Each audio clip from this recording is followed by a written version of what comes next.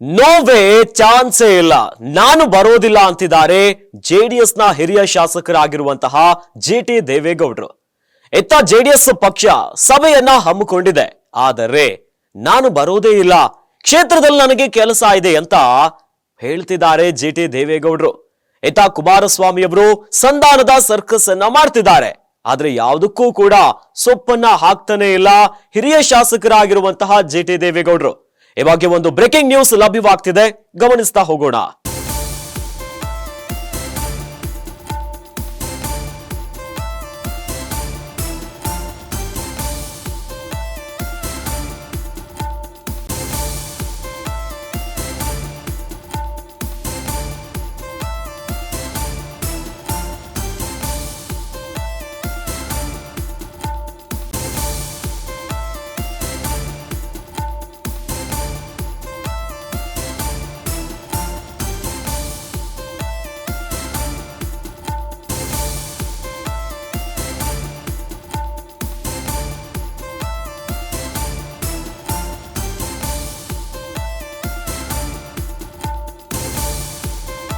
ನೋವೇ ಚಾನ್ಸೇ ಇಲ್ಲ, ನಾನು ಜೆಡಿಎಸ್ ಸಭೆಗೆ ಹೋಗಲ್ಲ. ಮತ್ತೆ ಹಠ ಹಿಡಿದಿದ್ದಾರೆ ಜೆಡಿಎಸ್ನ ಶಾಸಕ ಜಿಟಿ ದೇವೇಗೌಡ.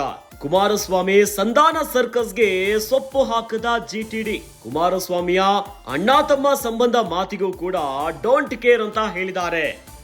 ಮತ್ತೆ ಕುಮಾರಸ್ವಾಮಿಯ ವಿರುದ್ಧ ಬಂಡಾಯವನ್ನ ಸಾರಿದ್ದಾರೆ ಜಿಟಿ ದೇವೇಗೌಡರು. ನೇರವಾಗಿ ಮಾತಾಡಿದ್ದೀನಿ. ಪುಟ್ಟರಾಜು ಅವರು, ಸಾರಾ ಮಹೇಶ್ ಅವರು ಇಬ್ಬರು ಕೂಡ ನಮ್ಮ ಮನೆಗೆ ಬಂದಿದ್ರು. ನಮ್ಮ ಕೇಂದ್ರದ ಸಚಿವರು ಇಲ್ಲಿ ಬರ್ತಕ್ಕಂಥ ಸಂದರ್ಭದಲ್ಲಿ ದಿಶಾ ಮೀಟಿಂಗ್ ಸಭೆಗೆ ಹೋಗ್ಬೇಕಾಗಿತ್ತು. ನಾನು ಅವತ್ತು ಮೈಕೈ ನೋವು ಬಂದು ಬೆಳಗ್ಗೆ ಹೇಳ್ಬೇಕಾಗಲಿಲ್ಲ, ದಿಶಾ ಮೀಟಿಂಗ್ ಸಭೆಗೆ ಹೋಗಲಿಲ್ಲ.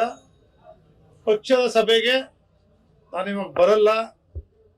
ನಾನು ಪಕ್ಷದ ಸಂಘಟನೆಗೆ ಓಡಾಡ್ಲಿಕ್ಕೆ ಆಗೋದಿಲ್ಲ. ನನಗೆ ಮನೆ ಜವಾಬ್ದಾರಿ ಜಾಸ್ತಿ ಆಗಿದೆ. ಮತ್ತೆ ಕ್ಷೇತ್ರ ನೀವೇ ನೋಡಿದ್ರಿ, 900 ಬಡಾವಣೆಗಳು ಹಸ್ತಾಂತರ ಮಾಡಿದ್ದಾರೆ. ಸುಮಾರು 10 ವರ್ಷ 15 ವರ್ಷದಿಂದ ಮೂಡಾನು ಅಭಿವೃದ್ಧಿ ಮಾಡಿಲ್ಲ, ನಗರ ಪಾಲಿಕೆನೂ ನಮ್ಮ ಸೇರಲ್ಲ ಅಂತ ಮಾಡಿಲ್ಲ. ನಿನ್ನೆ ಮುಖ್ಯಮಂತ್ರಿಗಳ ಸಭೆಯಲ್ಲಿ ಹೇಳಿದ್ವಿ 624 ಈಗ ವರ್ಗಾವಣೆ ಆಗಿದ್ದಾವೆ. 4-5 ವರ್ಷದಿಂದ ಮೂಡ ಬಡಾವಣೆಗೂ ಪಾರ್ಕು, ಲೈಟು, ಯುಜಿಡಿ ಇವೇನು ಮಾಡಿಲ್ಲ. ಇವೆಲ್ಲವನ್ನು ಕೂಡ ಹಗಲು ರಾತ್ರಿ ಮಾಡ್ತಾ ಇದ್ರು ಕೂಡ ಸಮಸ್ಯೆಗಳು ಹಣ ಇಲ್ಲದೆ ಬಗೆಹರಿಸಕ್ ಆಗ್ತಾ ಇಲ್ಲ. ಇದನ್ನ ಮುಖ್ಯಮಂತ್ರಿಗಳ ಗಮನಕ್ಕೂ ಕೂಡ ನಿನ್ನೆ ಮೀಟಿಂಗ್ ಅಲ್ಲಿ ಸಂಪೂರ್ಣವಾಗಿ ತಂದಿದ್ದೀವಿ. ಸಮಸ್ಯೆ ಏನು, ನನ್ನ ಕ್ಷೇತ್ರದ್ದು ಚಾಮುಂಡೇಶ್ವರಿ ಕ್ಷೇತ್ರನೇ ಬೇರೆ, ಬೇರೆ ಕ್ಷೇತ್ರಗಳೇ ಬೇರೆ. ಅನುದಾನವನ್ನ ಸಮಾನತೆಯ ಕೊಟ್ಬಿಡ್ತಾರೆ 10 ಕೋಟಿ ಅಂತೇಳಿ. ಈ ಕ್ಷೇತ್ರಕ್ಕೆ ನೀವು 1,000-2,000 ಕೋಟಿ ಕೊಟ್ರೆ ಸಾಲದು ಅಂತ ಪರಿಸ್ಥಿತಿ. ಮೈಸೂರು ಸುತ್ತ 3 ಕ್ಷೇತ್ರದ ಹೊರಗಡೆ ಇರ್ತಕ್ಕಂಥ ಸುತ್ತಲ ಬಡಾವಣೆಗಳು 900 ಬಡಾವಣೆಗಳು, ಖಾಸಗಿ ಬಡಾವಣೆ, ಮೂಡಾವಣೆ ಸೇರಿ ದಿನನಿತ್ಯ ಅನುಭವಿಸ್ತಾ ಇದ್ದೀನಿ ಕಷ್ಟ. ಬೇರೆ ಯಾರು ಕೂಡ ಗೊತ್ತಿಲ್ಲ.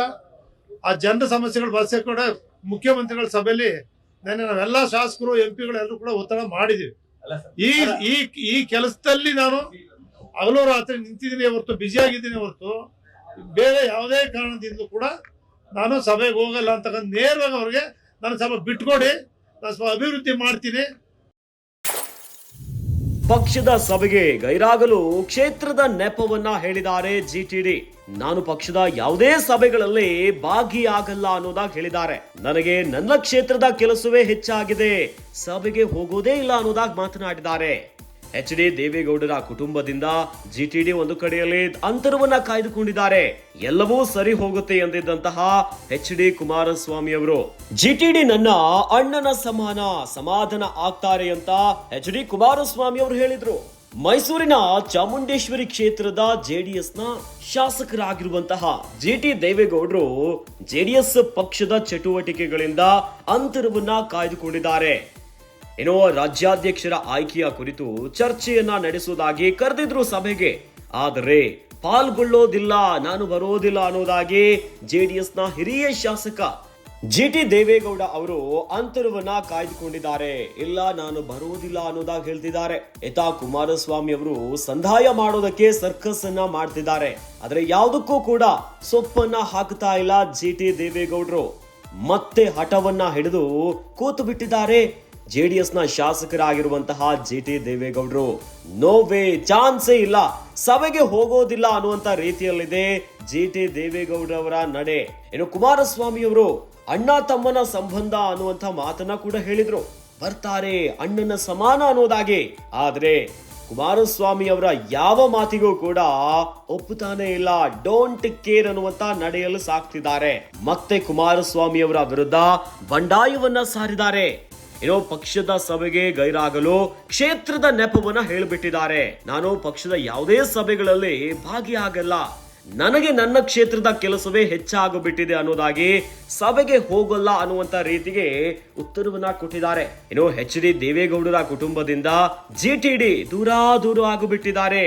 ಇನ್ನು ಕುಮಾರಸ್ವಾಮಿ ಅವರು ಎಲ್ಲವೂ ಕೂಡ ಸರಿ ಹೋಗುತ್ತೆ, ಸರಿಯಾಗುತ್ತೆ, ಜಿಟಿಡಿ ನನ್ನ ಅಣ್ಣನ ಸಮಾನ ಅಂತ ಹೇಳ್ತಿದ್ರು, ಅಂದ್ರೆ ಸಮಾಧಾನ ಆಗ್ತಾರೆ ಅನ್ನೋದಾಗಿ. ಆದ್ರೆ ಯಾವುದೂ ಕೂಡ ಸರಿಯಾಗಿ ಕಾಣಿಸ್ತಾ ಇಲ್ಲ. ಕಾಂಗ್ರೆಸ್ನ ಹಿರಿಯ ಶಾಸಕರಾಗಿರುವಂತಹ ಜಿಟಿ ದೇವೇಗೌಡರು ಮತ್ತೆ ಅಸಮಾಧಾನವನ್ನ ಹೊರಗಾಕಿದ್ದಾರೆ.